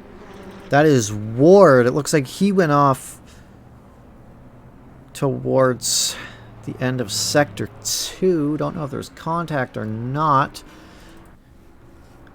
But, anyways. Bison. Oh, he goes a little wide into that bus stop. This is going to give Andreas M a run going through the source as they're side by side, and Bison's trying to squeeze him. Oh, a little bit of door rubbing as Bison's going to squeeze him, and he's going to get a wide entry through the source. And now we are at a fast track as Andreas M takes the lead for the first time tonight, but Danny Bison takes the lead right back, going down the straight to Eau Rouge. They keep it clean as Andreas looks like he might have the outside. They're still bumper to bumper. Let's look at this bumper cam, or this wing cam from Danny Bison.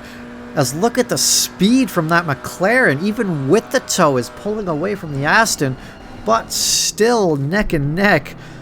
Andreas really wants, he cannot lose this tow. As Bison and Andreas are still battling it out, as a couple of these drivers are in the pits, as King is in the pits taking his drive-through, a drive-through through Spa. You hate it. You hate to see it. It is a very long pit lane. As Bison still leading, Andreas had a little bit of a lead towards the beginning of the second lap, but that was quickly lost going down that straight to Eau Rouge as Bison kept him close, and he couldn't get a good run out of La Source. As this battle for first is still real close, as Brock and Manier are going toe-to-toe with Burkhoff right behind.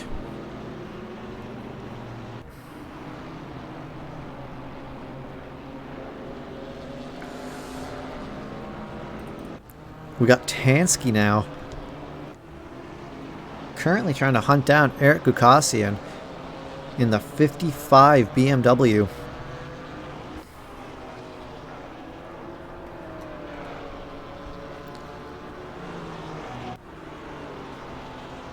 It looks like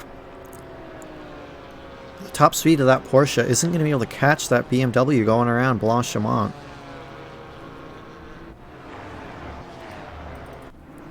As Bison and Andreas are still bumper to bumper. Let's see how close they get going through turn one. That's how close they get. That's how close these drivers are to one another.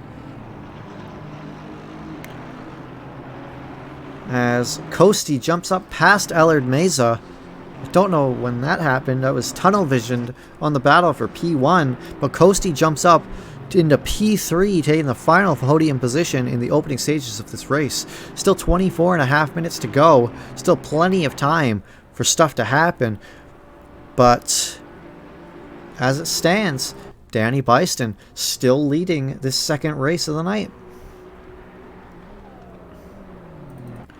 As Masters and Engelmann and Snyder side by side. Snyder, I believe that was Snyder who flashed Engelmann, as they are not in the same division, but Engelmann doesn't want to let him pass without a fight.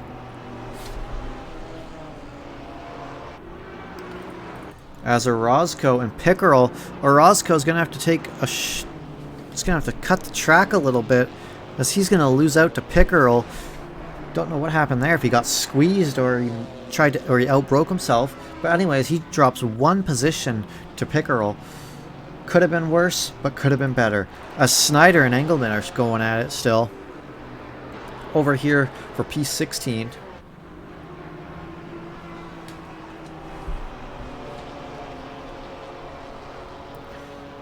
As Danny Bison has built himself a second gap to Andreas M, with Kostovic about 2 seconds behind Andreas.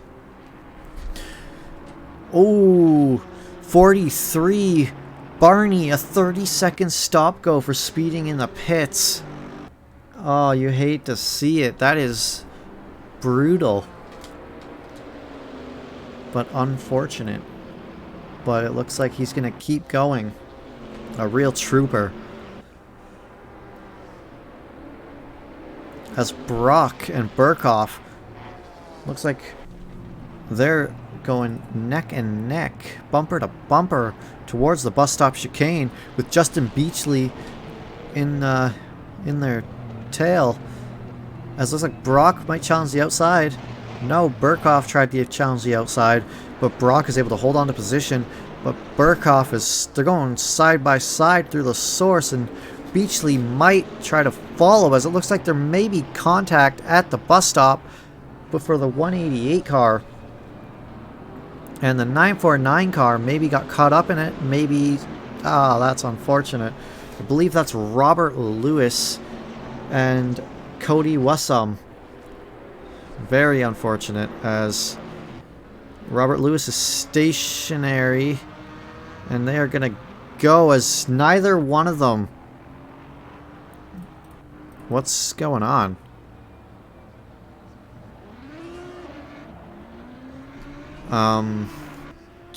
Okay. But we'll jump on board with Manier as...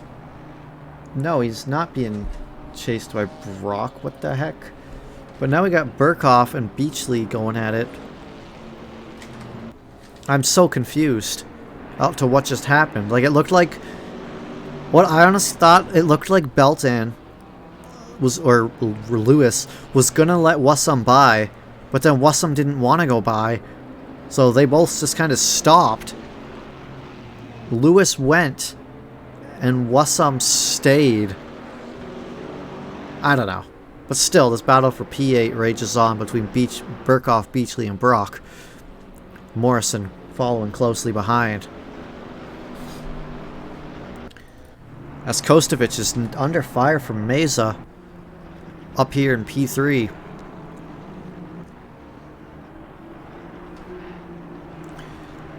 I don't know. I don't know, Vulcan or Ricardo. As Costi and Mesa are still bumper to bumper. Let's see how close Mesa gets going down this straight, not straight, but this fast section going through Blanchimont and through the bus stop. Beltan is currently... He dropped down to P26 because of that. Mesa's letting Costi know in his mirrors that he is there. As a better exit from Mesa could jump him up into P3.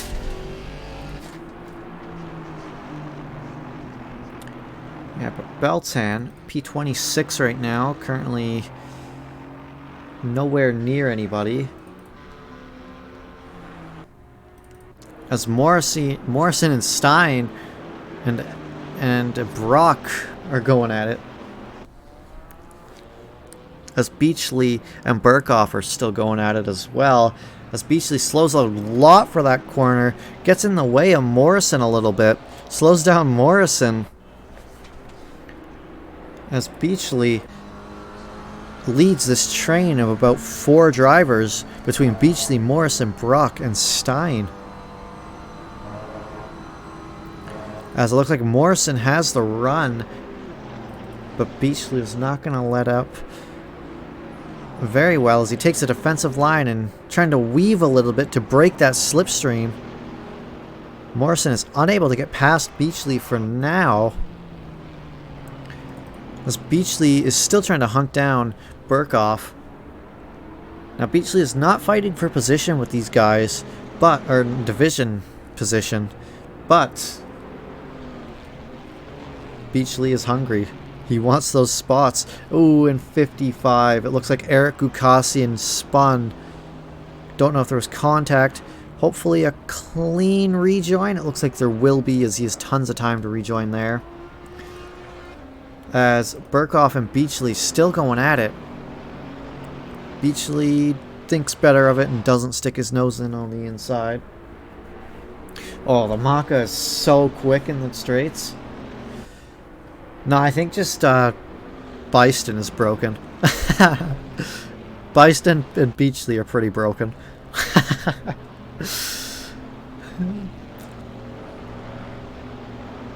So if he doesn't serve that 30-second stop-go, is he going to get disqualified?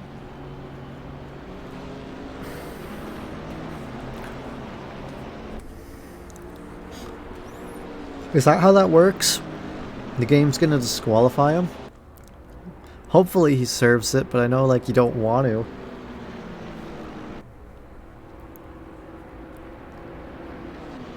As this battle for 8th rages on, these drivers cannot shake one another. As Burkhoff, Beachley, and Morrison are fighting, while in the background you got Stein and Brock, sorry. Look at that train of 5 cars with a 6th slowly creeping up in the background. As you got the 9 and the 949, Robert Lewis and D. Smith going at it as Lewis is going to take the inside as they make their way around Blanchimont. Lewis is going to get by Smith. Smith catches a little bit of grass, keeps it stable, but it's going to slow him down significantly. And that move pushes Lewis up to P24. Ooh, as Burkhoff goes a little wide there, or a little shallow there, I suppose. As Beachley's able to pass, and it looks like Morrison is going to follow. And it looks like Morrison might try to make a lunge onto Beachley here.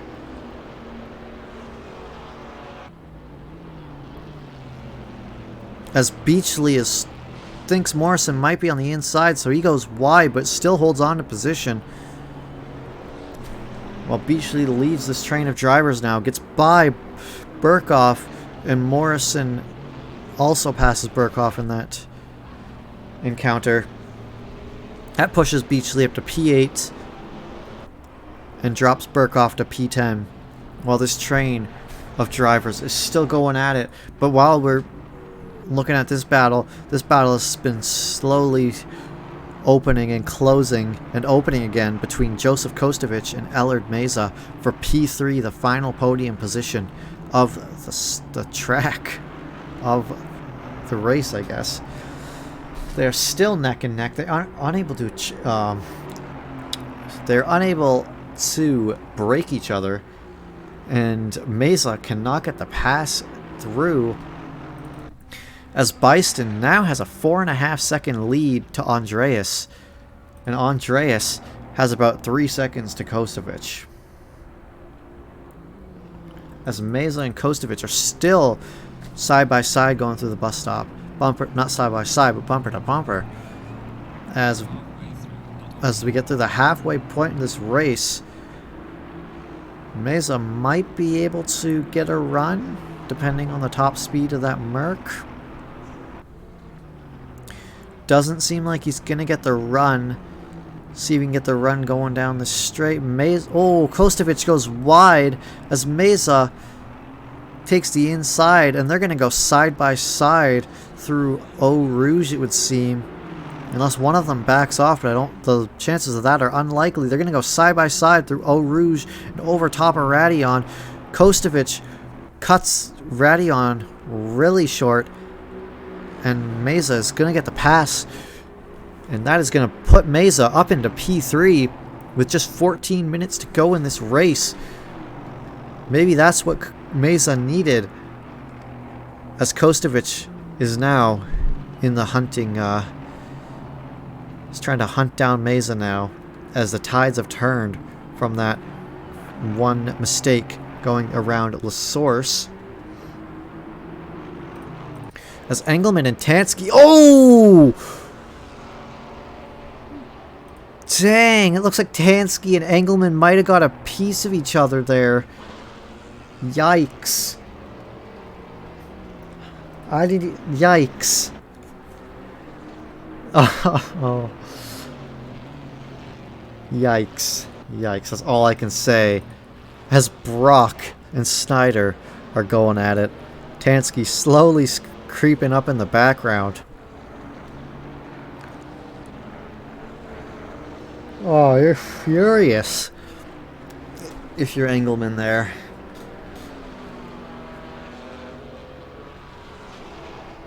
It looks like he just caught a bit of his bumper and tried to turn too late or make a move too late and tapped him. Yeah, definitely not a good move from the Porsche. Could definitely see a penalty being applied there, or at least a protest. Well, Devin, Brock, and Snyder are still trying to battle it out.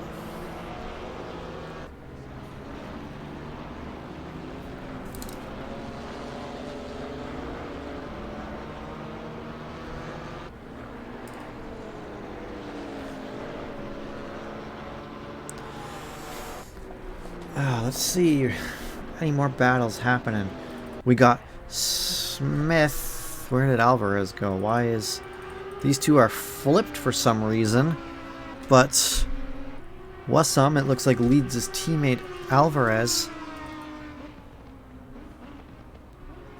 That's the closest battle, but Barak and Snyder are still battling. It looks like Steen may have taken that turn a little wide. As Tansky might try to make a move on Snyder on the outside here. Doesn't get the run. As this train of 4 drivers continues.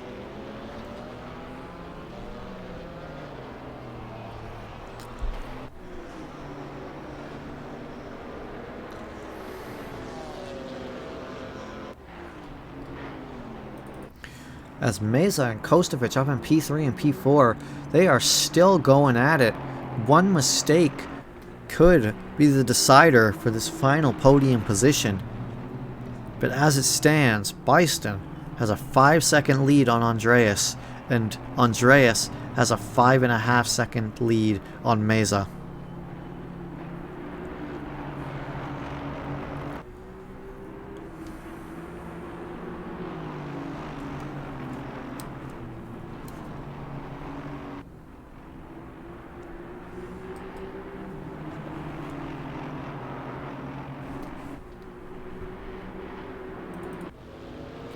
As Brock, we jump on board with Brock, it looks like he went wide around the Brussels hairpin and loses out to Snyder.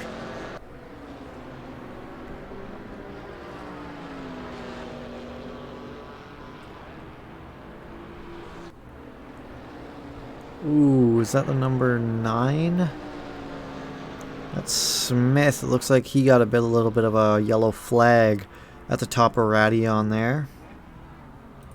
As Chronotis and not Orozco, but Orozco and Eric Gukasian battling it out for P21. Both BMWs, so both cars are pretty similar. It just depends on the setup, as Orozco takes a little bit of grass there and almost sends his car flying sideways. He was able to catch it and keep it straight, but he definitely lost some time there. As Provolone and Engelmann are battling it out, while Aaron Free in the background in that Maserati slowly creeping.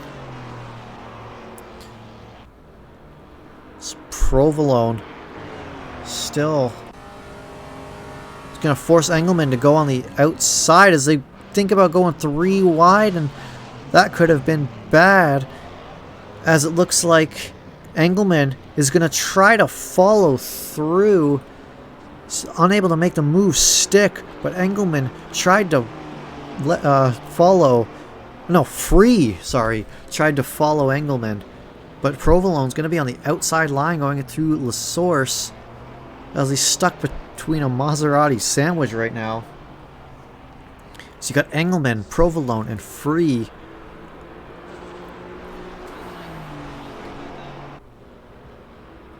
Let's jump on board with Snyder and Steen and Tansky. Steen in that McLaren might have has a little bit of an advantage with that top speed going down that Kemmel Straight. Oh, as these two, Tansky and Brock, go 2 wide through Lacombe and through to Malmedy. So keep it clean. But Brock is able to clinch the spot and hold on to P13 for now, as Barney, the backmarker, and he got another 30-second stop go. Oh my. Oh my. Jeez. Jeez. As Engelmann and Free Maserati's going at it. We're going to be going to this double left-hander side by side. A little too much throttle from either of these fellas. Could smell disaster. As Free goes by, is able to gain the position on to Engelman.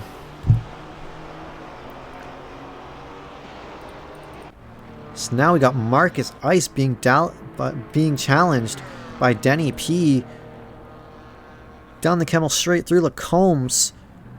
Looks like Denny P was a back marker though. But he's going to get the spot from Marcus. Well, not the spot, but he's going to pass Marcus Ice. Unlapping himself. As Brock and Tansky still pretty close to one another. A Maserati sandwich with provolone cheese. Oh, it looks like there may have been a little bit of contact between Brock and Tansky there. They both keep it straight and pointing in the right direction. And... oh. Barney gets disqualified for speeding in the pit lane. F. He gets the black flag.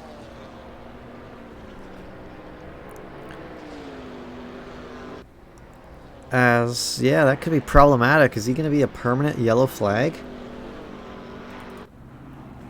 As Meza and Kostovic are still really close to one another. Final 6 minutes of this race, and it looks like the yellow flag is gonna be throughout the rest of the race. That is a weird bug. A weird bug indeed. You hate to see it. You do. As it looks like this is the closest battle between Brock and Tansky right now for P13. Now these drivers aren't fighting in the same division, but they're still fighting.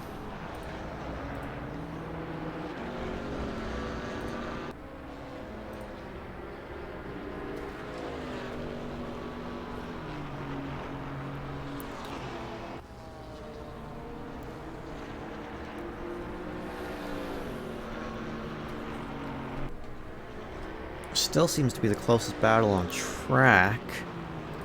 As Byston now has 9.5 seconds to Andreas, and Andreas has about 5 seconds to Meza, and Meza has about half a second to Kostovic. So the battle for 1-2 is, unless any of these drivers make a mistake, it's probably locked in. But the battle for 3-4, it's still very much could change. With 4.5 minutes to go, probably about 2 to 3 laps left to go in this second race of this doubleheader at Spa. As Brock and Tansky both go wide. As Tansky does not make the move, but Tansky is being trailed by Provolone.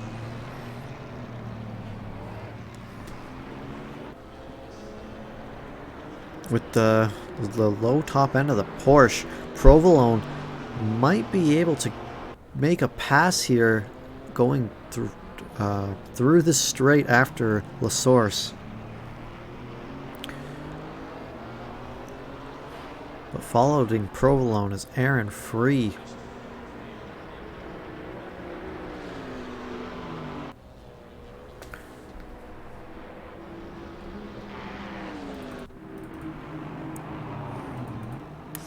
As Meza and Kostovic still battling it out. This has been the story of their life this race.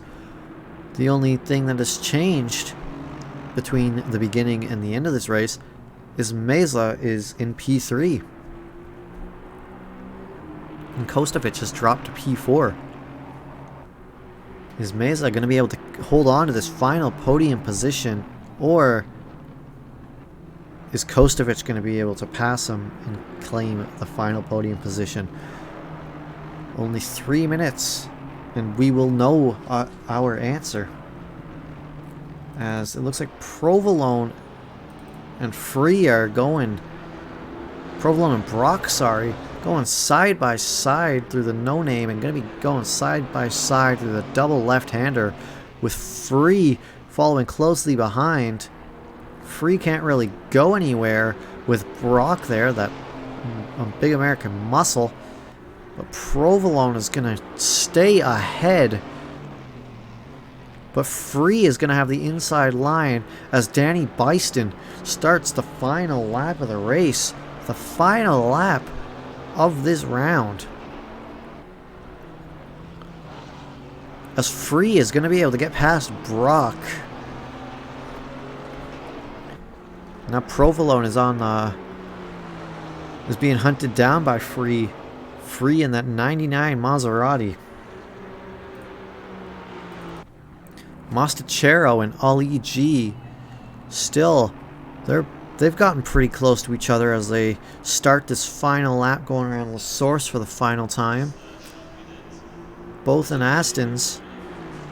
So Mostachero might get a little bit of a run going here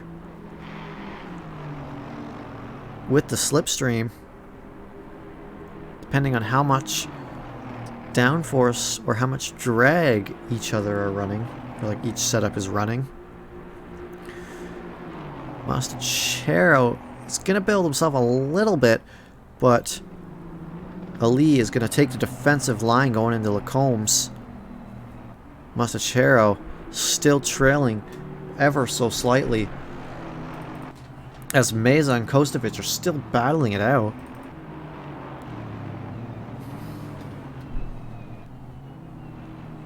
But it looks like Meza and Kostovic are closer right now than Mostachero and Ali G.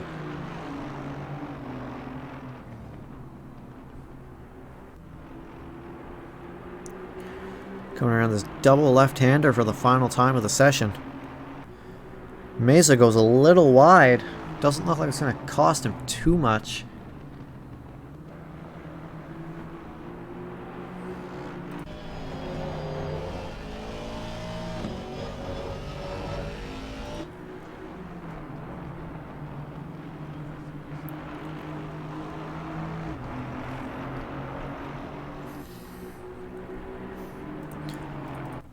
As Danny Byston comes around Blanchimont for the final time of the session, makes his way down this flat section, around the bus stop for the final time, around cleanly, and that is going to be your race winner, Danny Byston, keeping his win streak alive at 5 races in a row for Danny Byston.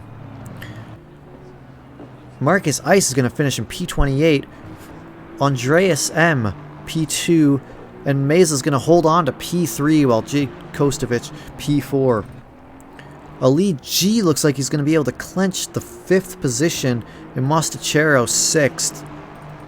Munir comes around, no one to contest him for P7.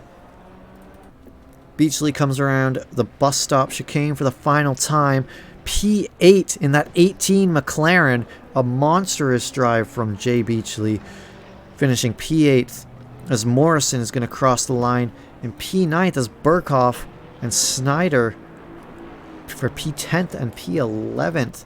Tansky and P12th, but Provolone and Free. Provolone's going to lose out to Free, and Provolone's going to cross 14th, while Free crosses 15th. No, 13th, sorry. Brock is going to cross 15th. Orozco is going to cross 29th. Pickerel in 16th. Engelman in 17th. Looks like Masters is going to be 18th. Chronotis in that 19 Morrison in the 42 Morrison Motorsport is going to cross the line in 19th. Eric Gukasian in the ETK K team BMW 20th. Robert Lewis in 21st. Cody Wasum comes around Blanchimont for the final time as he makes his way towards the bus stop chicane for the final time of the session. He's going to cross the line in P22 as Eric Miller and R. King real close going through the bus stop for the final time, but Miller is going to hold on to P22, King P23. as Dylan Smith goes wide through Blanchimont, while Alvarez is just a second behind. So unless Dylan Smith messes up bus stop, looks like it's going to be a 24th position as Alvarez overshoots himself going through there anyways. Dylan Smith in 24, Alvarez in 25. And there is your second race at Spa, everybody. A very close set of races between the set of them. Battles all the way around, drama. But you know who there wasn't drama for? Danny Byston. He didn't qualify P1 in the first race. He didn't take pole in the first race. But the second race, he took pole. And the first race, he dominated. The second race, he dominated. So you say, Hey, Reed. We are here with our, I think, both race podium finishers.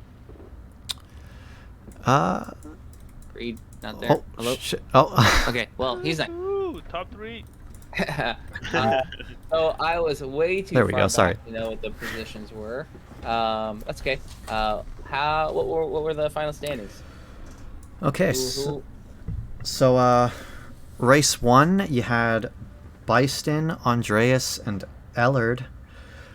And race 2, you had Byston, Andreas, and Ellard. Wow, what a big difference. So Danny, how was that varying weather race for you? Yeah, I'm getting used to those, I think.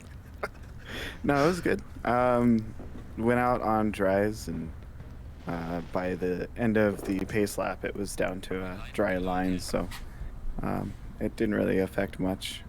Tires were just cold, and brakes didn't want to do anything for the first few laps, though.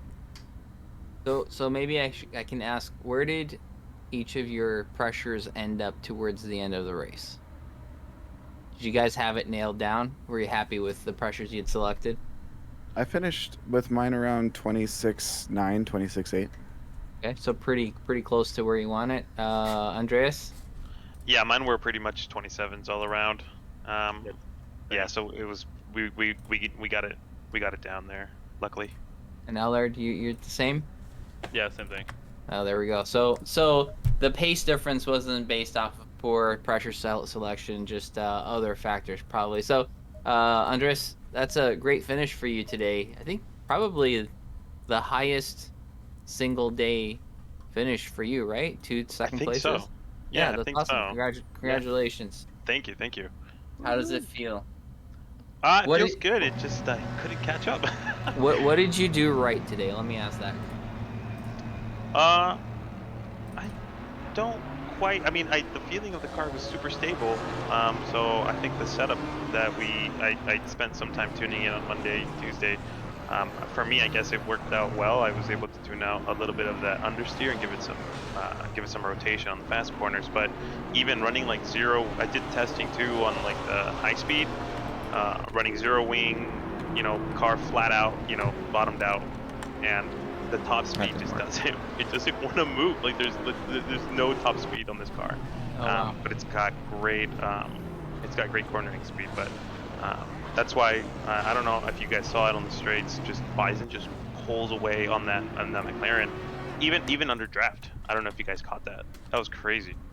That was so fast. Yeah, we definitely caught that for a couple times, actually. Yeah. So I assume that Ellard, considering you guys tune the cars together, that you're going to mirror his position on that and how it was mostly car setup and just lost it in the straights, given that probably the McLaren has some advantage there. So about the setup, we have actually different setups. We drive very differently. Oh, wow. Okay. Yeah, so we help each other out, like suggesting, okay, well, if the car feels like this, then do this. But our we never share setups because we drive very different. That's very interesting to know. And I'm sure that's the case with you and your team, Danny, as well. But some coordination there, just like these guys do. I mean, typically, I'll ship a setup to them, and they just either use it or tweak it to Right. fit themselves. But tonight was a little different. So, but yeah, we usually do setup work earlier in the week, and then have 2 or 3 days to see how the car was working on the track. Very cool. So, to the I don't think you're called the Naps team anymore. I don't know what you changed it to, but referring to the But we're still naps. still Naps? I thought you guys Yeah. changed it. Anyways, to the Naps team, what do you think there was anything you guys could have done differently to change the outcome?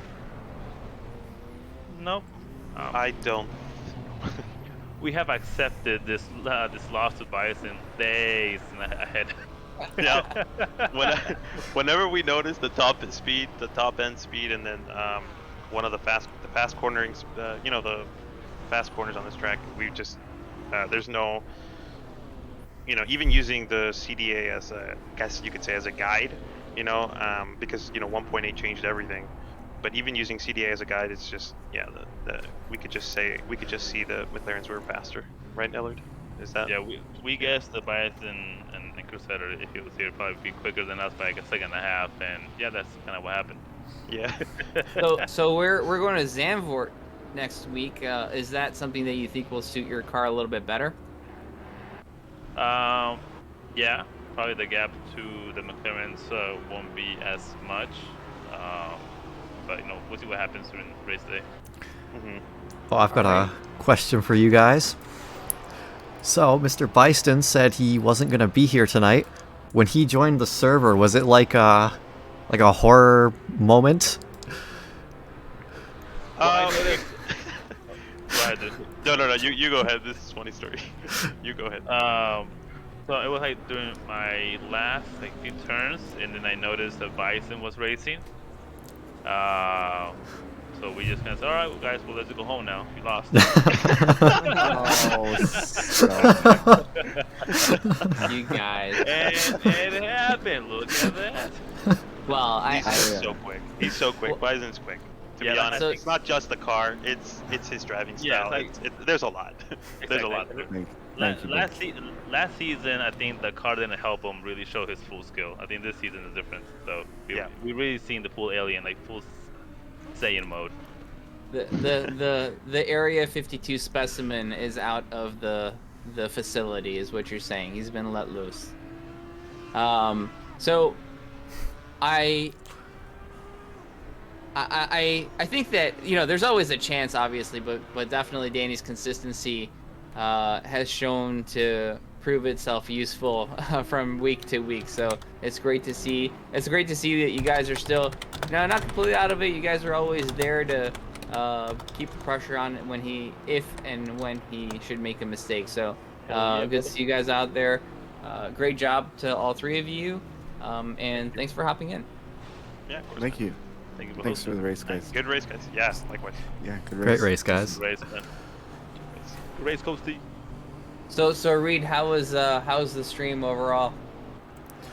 It was pretty good. I wasn't as burnt out not burnt out, but as tired this week as we wrapped up our season last week. But I don't know what more you could ask for. We had everything. We had close action, we had drama, we had just insane racing, especially with the 230 minutes. And with a track as big as Spa, there were a ton of gaps, but there was also a ton of close battles. That's good to hear. Glad that things went well. I am excited to go back and watch the replay, as clearly I was in the race and focused on my things being not so good or not so bad. But yeah, glad to hear that it went well. And before we end the stream, I'm going to remember this time and try to raid one of our fellow ACC streamers, but I'll let you close it off before we do so. Sounds good. All right, folks. Thanks for... All right. So just thank you, and good night to everyone watching, and hope to see you on Sunday for our GT3 race. Good night, everyone. Good night, everyone. We'll try to find someone. Yeah, looks like we found someone to raid. Yeah.